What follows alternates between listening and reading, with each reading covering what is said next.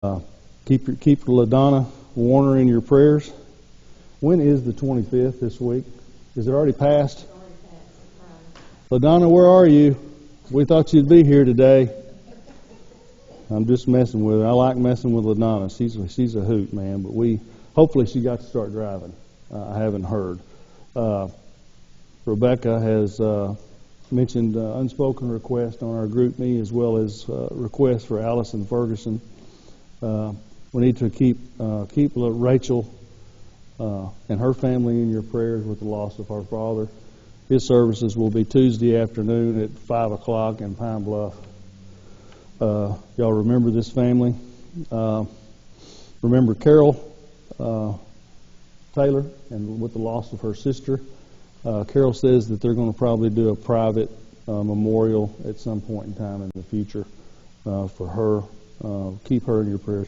My cousin, Kathy Hardy, I don't know if I said this last week or not, but she got her prayer blanket in the mail. And she had just come home from a tough day of treatments, had really been down, felt bad. And as soon as she got home, that box was there, and she opened it up and figured out what it was, and she couldn't wait to let me know what a blessing it was. Just to think that all those little knots were prayers and people cared that much. So thank you, church, and those who sponsored that, and that crew that puts that together and sends those blankets. They work. They're special to these folks. We're still celebrating for Maggie. We may be in for a surprise today. I'm not going to go any further than that, but we're going to keep praying for Maggie. I know the physical therapy, she's going to come out strong. And we keep remembering Miss Ann Head. She had some good reports this week she did, and it was good news. So we're glad to hear that. Talked to Brother Neil this morning, guys, and he's probably watching us this morning. I've been picking Brother Neil up for church, and the last couple of weeks he hasn't been able to come. He's got a lot of stuff going on. I don't think Brother Neil will mind me telling you that he's got some life changes that are going on, and between him and his sons. And y'all lift this man up. He wants to be at church, but he's limited right now. So y'all keep Brother Neil in your prayers, as well as Brother Charner Franklin. Good to see him anytime. He's been coming regular. We love that. Good. I've got Brother Rick Head is home, not feeling well. Okay, we'll pray for Rick, and we'll pray for you, Shirley, for having to deal with Rick, because we know that can be. And I know Rick's probably watching. So, Rick, take it easy on her, would you? Judy Smothers, continue to remember her, and Miss Crownover.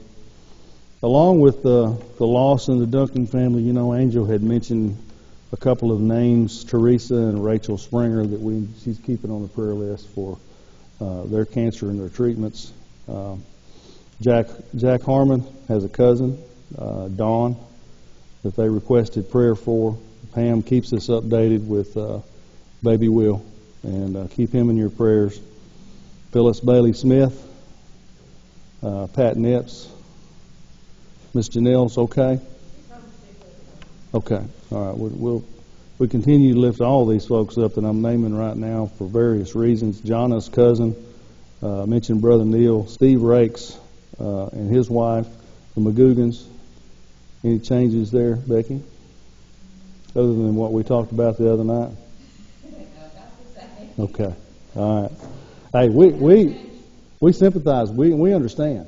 She has changed her medicine, so we've added something to hopefully help with that anxiety. Okay, all right. Bill and Betty Rambo, keep them in your prayers, please. Shirley Eberly. Is that surgery, you guys know, has that surgery already happened? I'm sorry, I don't know. Okay.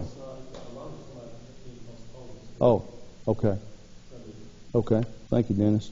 And we keep our pastor in our prayers as well. How about you guys? Others you want to add or updates on ones that I've mentioned or? Good.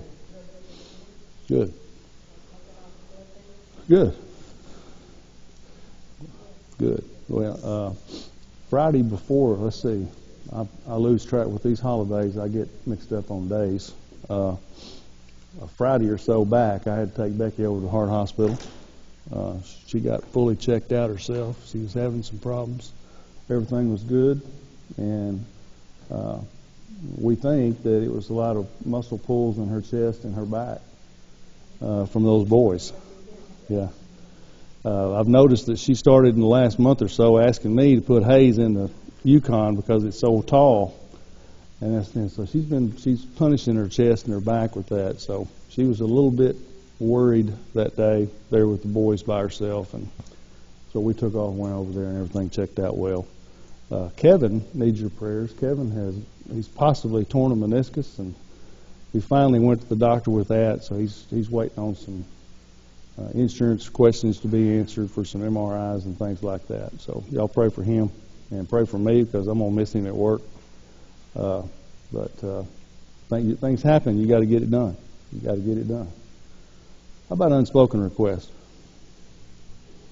Yes. Okay. Anything else? Let's pray for our service down here today. We got a lot of folks sick. And I don't mean just the prayer request list that we've talked about. We got a lot of people with colds and respiratory issues and flu, and they checked Becky for COVID and flu and RSV, and she said, "Well, RSV? I didn't think adults could get RSV." And he said, "Oh yeah, you can get it from your grandkids." So there's a lot of people sick right now. So, yeah, that's right. Yeah. Liam Nicholson. Keep him in your prayers too.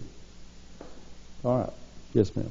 This is not a prayer request, but it is an invitation to all the ladies of the church for the WMA. We're having our Christmas fellowship at Golden Corral, and this year we're going to have the Lindsay's daughter is going to speak to us. Okay. So it'll be really, really good, and Miss Lindsay asked that everybody that could come, it'll be on December the 12th from 12 to 2. I don't know if it'll really last that long or not. Right. But it's $14.50 per person, and that includes everything plus the tip. And she'd like for everybody to sign up by the 11th. And so we're going to have a sign-up sheet next week. Okay. And next. Okay. Do you? Yeah. Pardon me? What day of the week is that? It's on a Monday. Okay. Do you guys? Monday, December the 12th. Do you have any update on our angel tree No. stuff?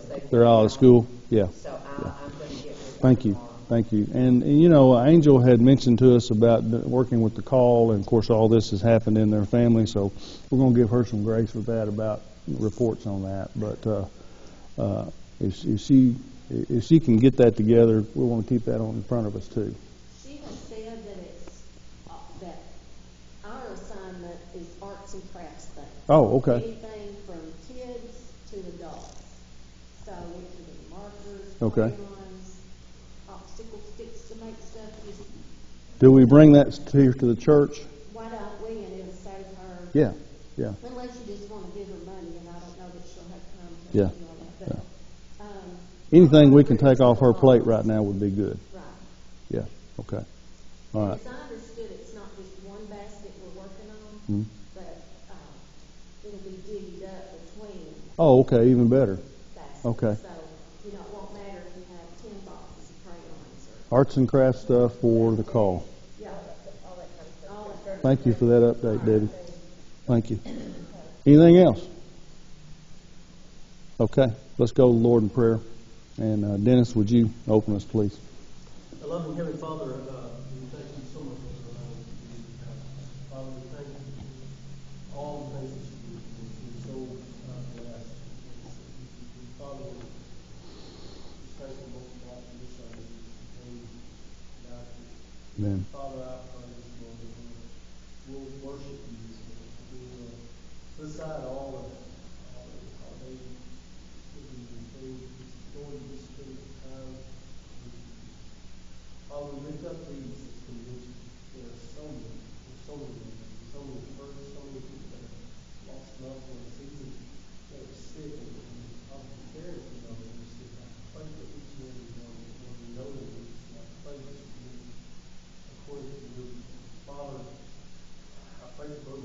Amen.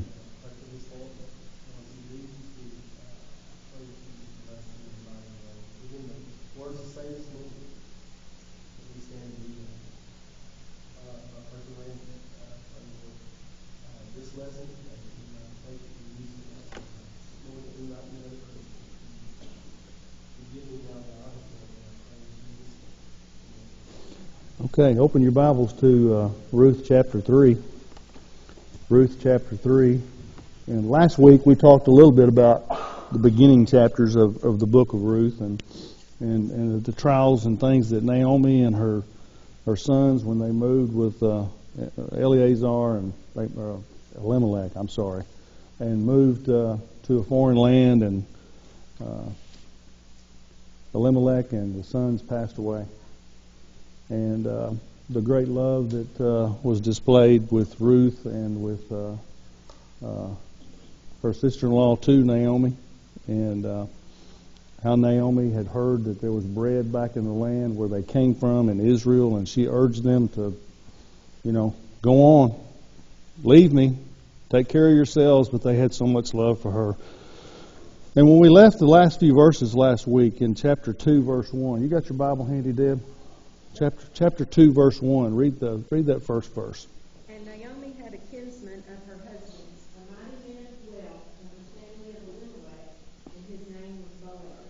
We're introduced to Boaz, and we also know that Ruth went to work in one corner of his many fields. And then we're introduced to him as a kinsman of Naomi. Guys, that's very, very important to these people. This kinsman relationship was not only important to them personally, but it was Levitical law. It was that serious. It went all the way back to when Moses and they wrote the laws for all the land of Israel, and it stood for something. And family dynamics are not quite like that anymore, are they? I mean, we just went through a holiday where some of our families get together, and it's sad to say, but I've got family that I didn't even talk to that day. We don't communicate much anymore. We are related, and we have that bond. It's nice to talk when we do, but family dynamics are not quite as strong as they were then. These people were obeying this Levitical law for not only to keep the family together, and not only because it was a law, but it was a law for a very specific reason. It was to keep those lands together that God had supplied them with. All the tribes that had scattered out, and He had given this tribe this land, this group this land. He meant for them to keep that forever, not to get away from it.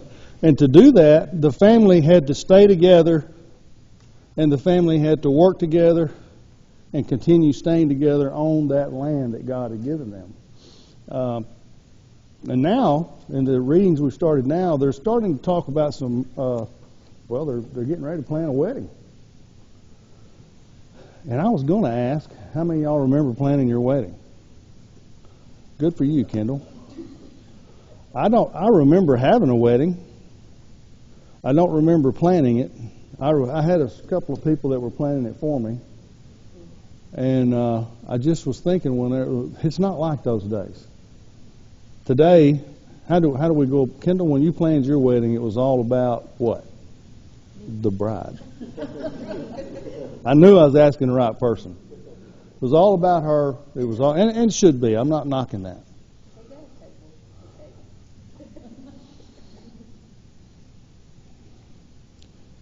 When you look back in history, because this is history. This is not just something we're reading out of a book. It's God's holy word, but it's history. When you look back at the wedding plans and arrangements of that day, it was not just about the bride, right?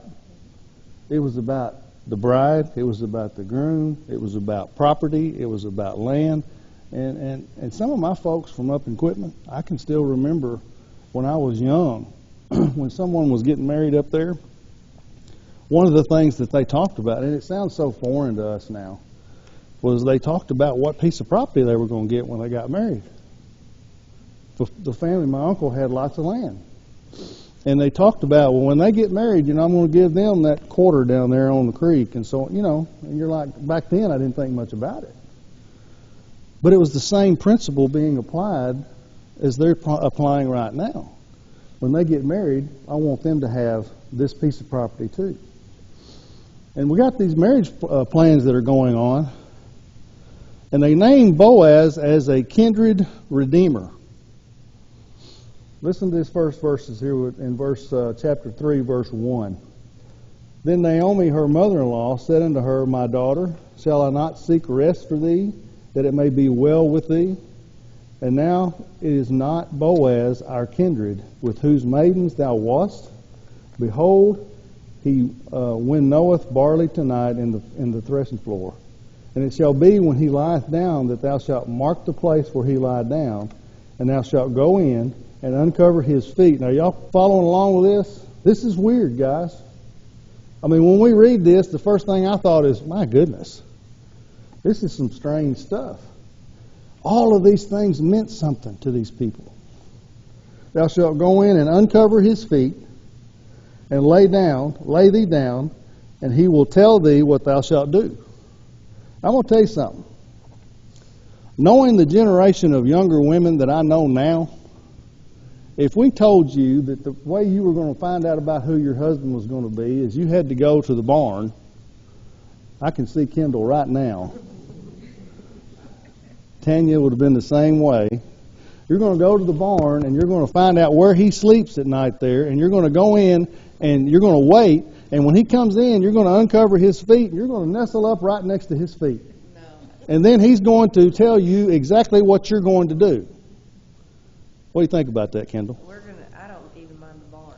It's the feet part that I don't. I've been married to him for 7 years, with him 15. I don't want nothing to do with feet. But you see, but yeah. But I'm saying, just think about how strange this sounds to us. This is Levitical law. This is in order to keep things in order, to keep things right. And it's not just to keep things in order for those people and for that person.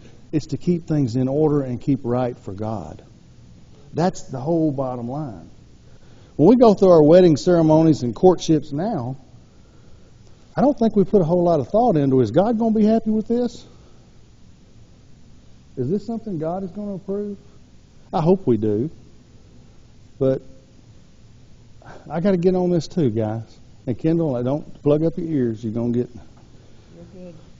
How come nobody's getting married in churches anymore? I mean, I know things change. I'm not saying they don't. And their wedding in the barn at 112 degrees. Poor Brother Rain sweat through his suit. It's just as scriptural as any wedding in a church. But to me, there's just something special about a wedding in a church. And it's just a generational thing, I know. And I'm not knocking that. But I just don't think we think about what God wants. And maybe God wanted a wedding in a barn at 112 degrees. With no air conditioning. I would go back and do it a little different. I got a bite on my arm that day from horsefly. That thing nailed me, and it made me sick, and I itched all night long. And I was like, my goodness, we could have been in a church with the air on. Sarah had hers in the church with air, and the air froze up. It happens, doesn't it? These people were all about what God wanted in their lives. That's what I'm trying to get to here. Naomi, from start to finish, has done nothing but look towards what God wants. For her life, for the lives of her daughter-in-laws, for the life of Boaz, they want to do it right. They want to do it right. She tells her to go into him and uncover his feet and lay down there, and then she finishes, and he will tell thee what thou shalt do. I got to tell you something, guys. We got some ladies nowadays that ain't going to be too about what the guy tells them what they want to do. Right? I mean, let's talk about this for just a second. He will tell you what thou shalt do. Most women now, they don't want to hear that. Well, I'm not going to have some man tell me what to do. Am I right? What's that, Deb? That I don't like it all the time either, but it's scriptural. Thank you. The bottom line to that is you got to think about what kind of man you're talking about first. Boaz was the man. Boaz was a godly man. He was godly, and because he was godly, he had land. God blessed him because he was godly. Naomi recognized that. And not only that, he carries an awesome responsibility as this kinsman redeemer. Naomi realizes that they are related. It's his role to take care of that family, buy back property that they may have sold, anything like that. He's supposed to come in and swoop in and take care of them under the Levitical law, and because God has blessed him in that position. You know, there's another kinsman redeemer that we don't need to forget about here. That kinsman redeemer for all of us is Jesus Christ. He swooped in when God sent him and went to the cross and redeemed everything for us. And we were adopted into that family because of what he did. And that's the same symbol that Boaz is portraying right here in the Old Testament. He is the one who is ordained by God to take this family, help this family, save this family. Just like Jesus Christ saved this family. Okay? So, this strange ritual, go ahead. I have a quick question. As they, Elimelech and the sons owned land when they left there to go to Egypt. Right. When they died, they didn't recognize the women as owners of the land. No. did they? So that was in part what he was going to Yeah. redeem as well. It could have been taken or sold off, or their nearest relative, if they so wanted to, the male in that family could have absorbed that property. And they would have had nothing. Right. They would have been, well, for lack of a better word, kicked to the curb. Because that's the structure during that day. Now, I didn't say it was right, but that's what God wanted. And God wanted not only them to keep that land for the future of his nation, but he wanted them to multiply on that land. And if they don't have this, if Naomi and Ruth and her sister-in-law don't have this property, and they are kicked to the curb, who's to say who takes over this property? Maybe it's someone that God didn't necessarily intend to have it in the first place, and they use it for evil, and they use it for ill-gotten gains. So let's read on here. Good question, Deb. Verse 10. And he said, Blessed be thou of the Lord, my daughter, for thou hast showed more kindness in the latter than in the beginning, insomuch as thou followest not young men, whether poor or rich. And now, my daughter, fear not, I will do to thee all that thou requirest. For all the city of my people doth know that thou art a virtuous woman. She followed Naomi's wishes. She went into the threshing floor. She laid down at his feet. She uncovered his feet. And that is a sign of submission to him. I submit myself to you, the kindred, the one who's in power, the one who's in charge. And he's got to deserve that, guys. Boaz deserved that kind of that reputation because of the kind of man he was. But what I liked here is he turned right back around and he spoke to Ruth, and he gave her the recognition that she deserved. He called her a virtuous woman. Everybody is recognizing in this situation that they're doing things the right way. There's love there. But not only is there love there, but there's love for God there in following these instructions and following these so-called rituals. She acknowledges that Boaz is the kind of man he should be. He acknowledges that Ruth is the kind of woman she should be. And things are going to work fine because God is blessing this arrangement. We've never experienced arranged marriages, have we? Anybody? I don't think I would be able to quite understand that. That is still a thing now, that people do have arranged weddings and arranged marriages, and these people are betrothed to each other at a very young age, and they're forced into this relationship for family dynamics, for family power.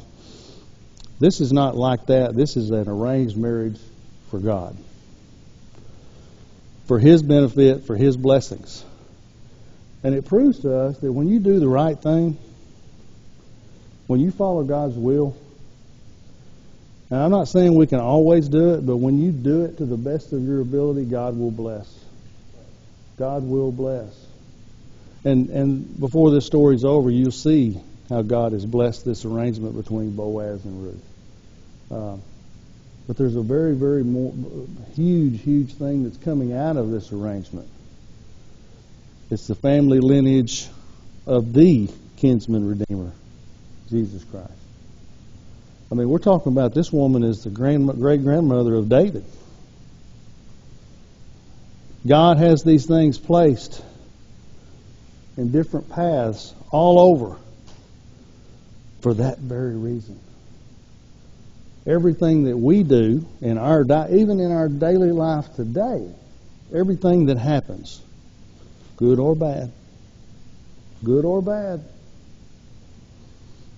I was talking to Ricky and Angel last night on the porch, and I left there with a blessed heart, because with all the pain, with all the shock, I was told that I hope that during her service that there's hundreds of people come to Christ because of this.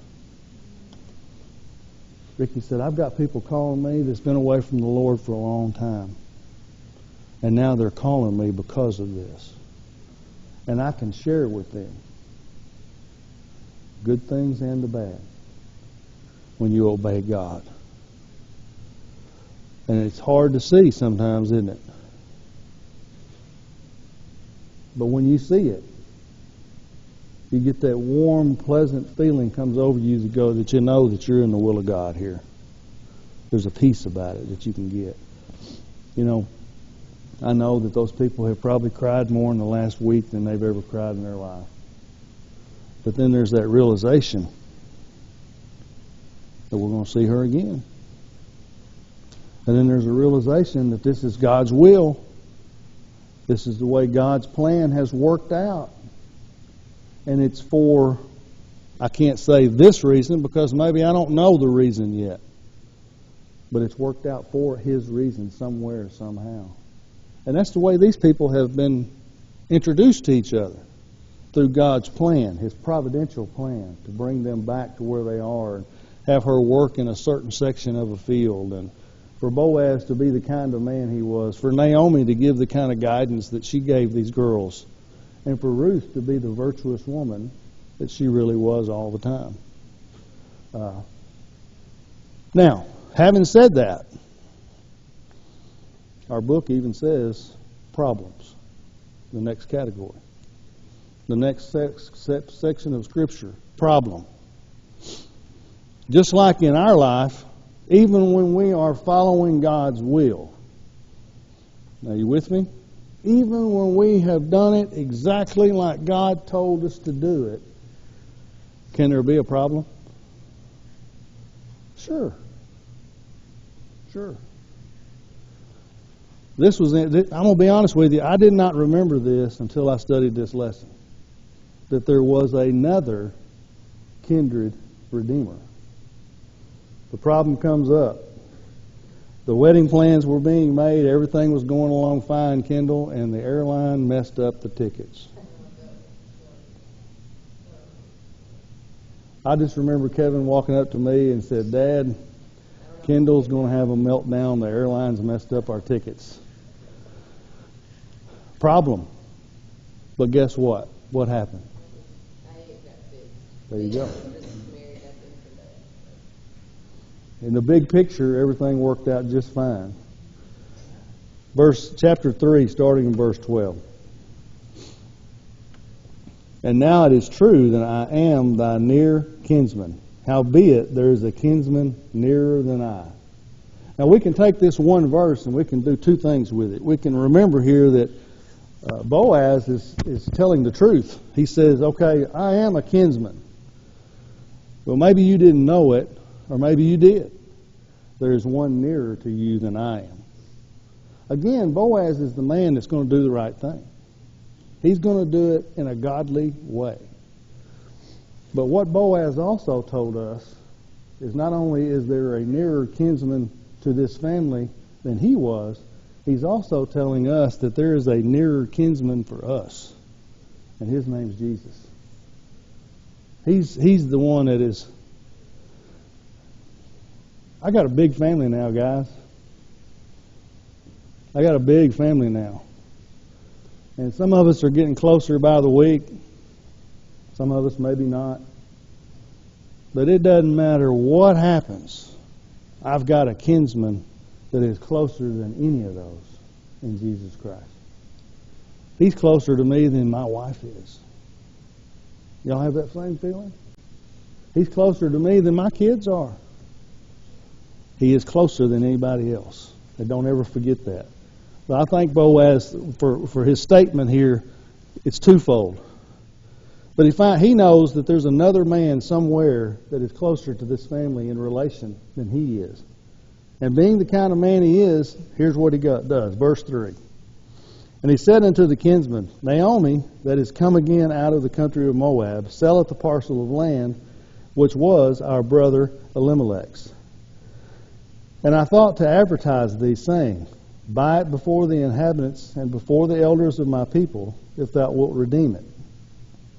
Redeem it, but if thou wilt not redeem it, then tell me, that I may know, for there is none to redeem it besides thee, and I am after thee. And he said, I will redeem it.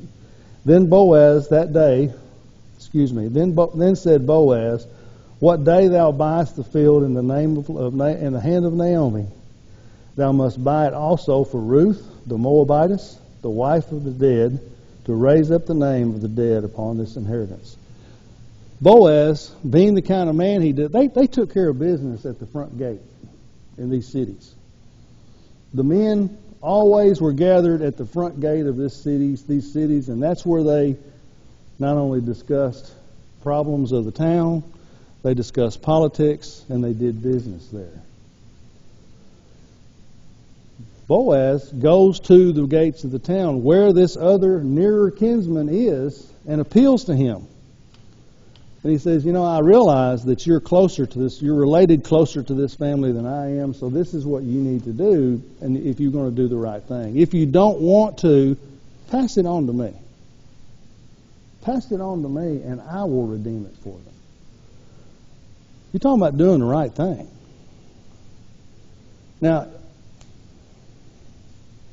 I could almost use today's society, but this could be true of any time in history. A lot of people would have never even given that another thought. A lot of people would have brushed that under the rug, moved on with their life, and not included the nearest kinsman in this situation. They've never been around. They've never dealt with these people. They don't even know who this man is. This man doesn't know who they are. What harm is there in just bypassing this? There's a lot of harm when God's concerned. You don't take shortcuts where God's concerned. In anything.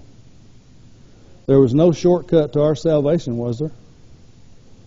If there had been a shortcut for our salvation, what would it have been? Jesus wouldn't have gone to the cross for us? It wouldn't have been the same, would it?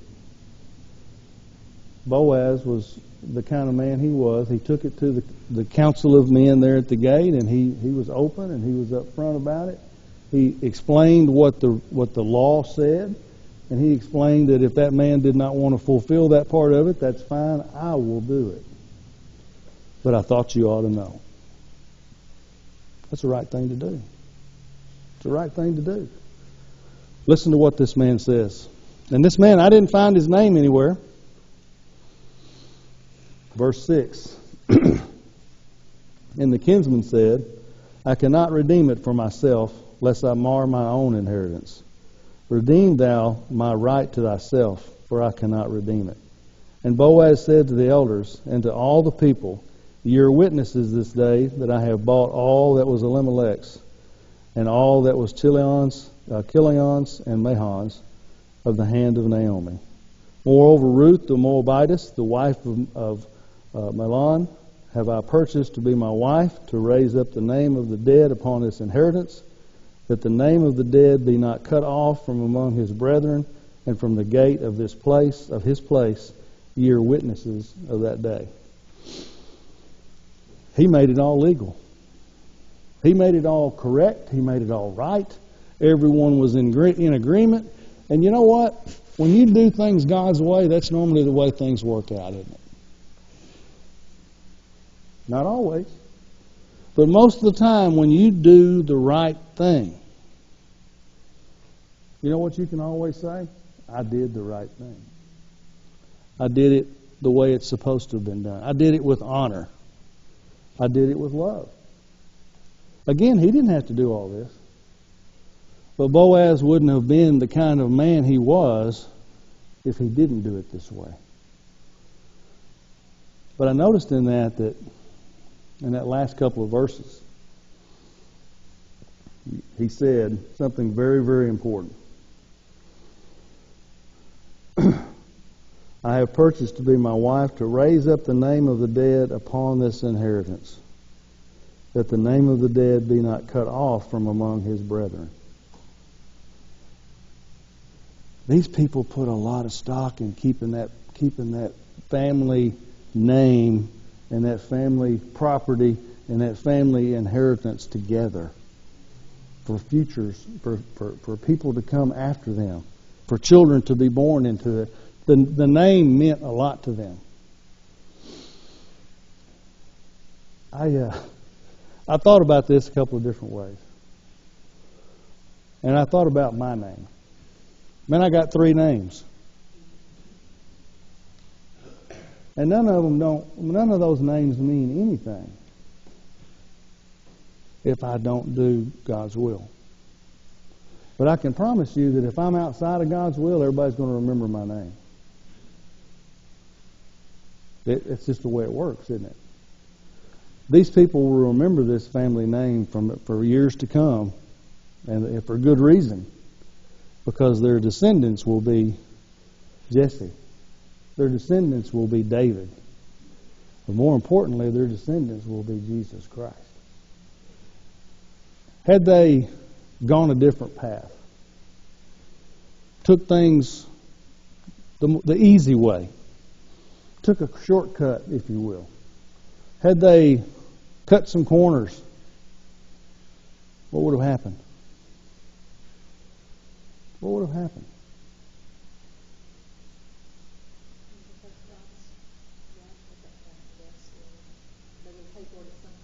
They will pay for it, yeah. I still believe that God somehow would have worked it out in another way. But because they would have been out of His will, their life would have been miserable. Their life would have been awful. They would have never been happy. They would have never been content. They would have never flourished. I can promise you that. But God would have got His will accomplished anyway, somehow, some way. So they worked through the problem to get to the praise part. Ruth chapter 4, verses 13 through 17. It's time for a wedding. It's time for this bond to be blessed by God between these two people. So Boaz took Ruth, and she was his wife. And when he went into her, the Lord gave her conception, and she bare a son. And the women said unto Naomi, Blessed be the Lord, which thou hast left thee this day without a kinsman, that his name may be famous in Israel. What did they already know? What do you think they already knew that his name would be famous in Israel? They passed this blessing on her just so that would happen. Hopefully it would happen. And he shall be unto thee a restorer of thy life, and a nourisher of thine old age. For thy daughter-in-law, which loveth thee, which is better to thee than 7 sons, hath borne him. And Naomi took the child and laid it in her bosom, and became nurse unto it.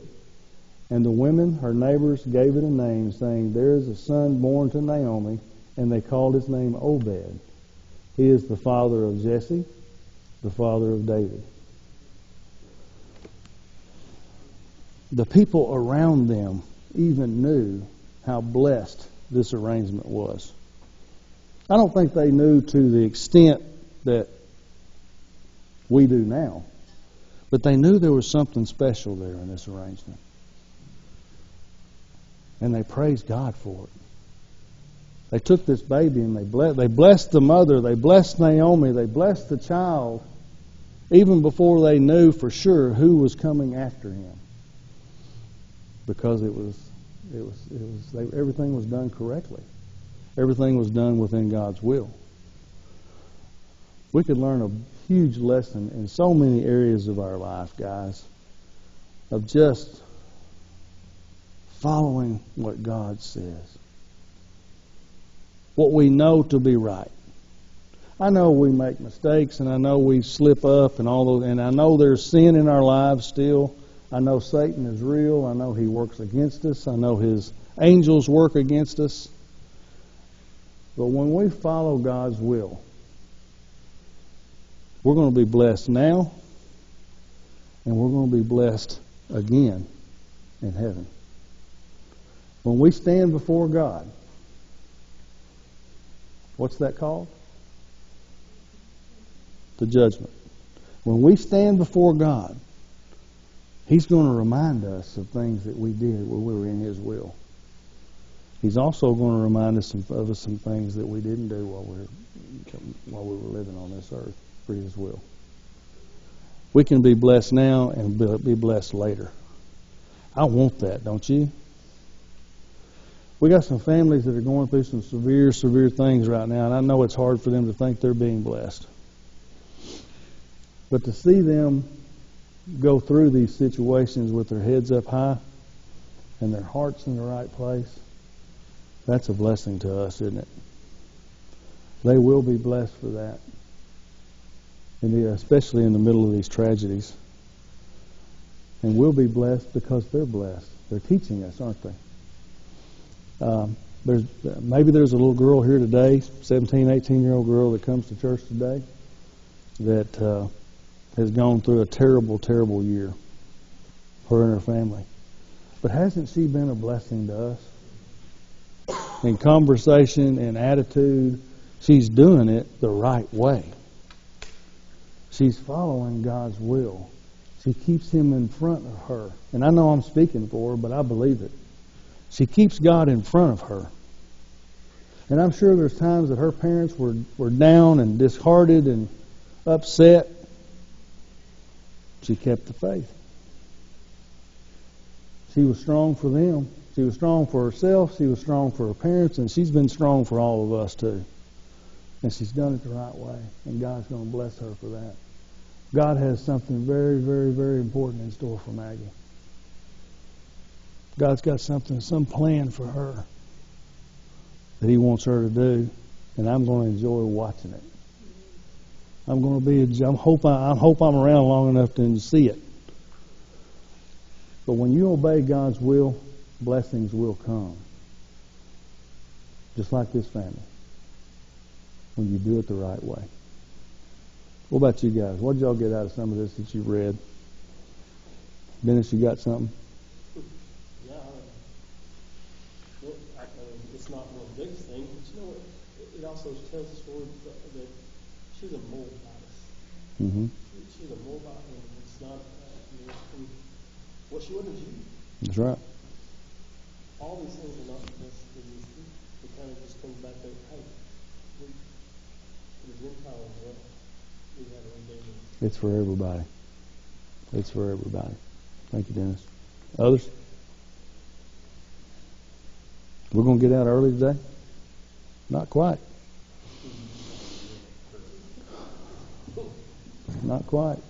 I hope you pick up your new books. We'll be doing a study. We'll start in the book of Acts next week. And I'm looking forward to that. Yes. One other thing I'd like to leave me in your prayers as well. Next month, I'm going to be taking on a class, and we'll be with you guys.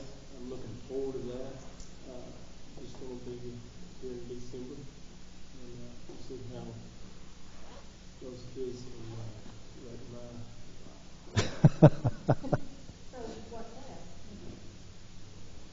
Fifth and sixth, I think. We just understand that there is a need some help, and yeah, we're all Good for you. every month. So, Good for you. But, I'm gonna miss you guys. Man, This is a great class. I enjoyed being in it because the interaction with everyone, great class. And the way that we play together, I don't want to be left out of that. I want to continue to know. I feel like your dad. When my students leave to teach classes. I'm so proud. We're ready to come back after that month. That's a good thing. Anytime we can serve, that's a good thing. All right. Y'all think of any other prayer requests or announcements you want to bring out? Keep our teen ministry and Yeah. continue. Youth committee. Yes. Okay. We will pray for Dennis in this new class. And you say you're going to do it for December? Every other month? Well, then you're not leaving this class. No, but it does feel like it. I'm scared. No, you'll be all right. I love it. You'll be all right. Well, Andy, still wanting me to, nothing's bad happening, just be there for that. yeah. Okay. All right. Nothing else? Debbie, would you close us, please?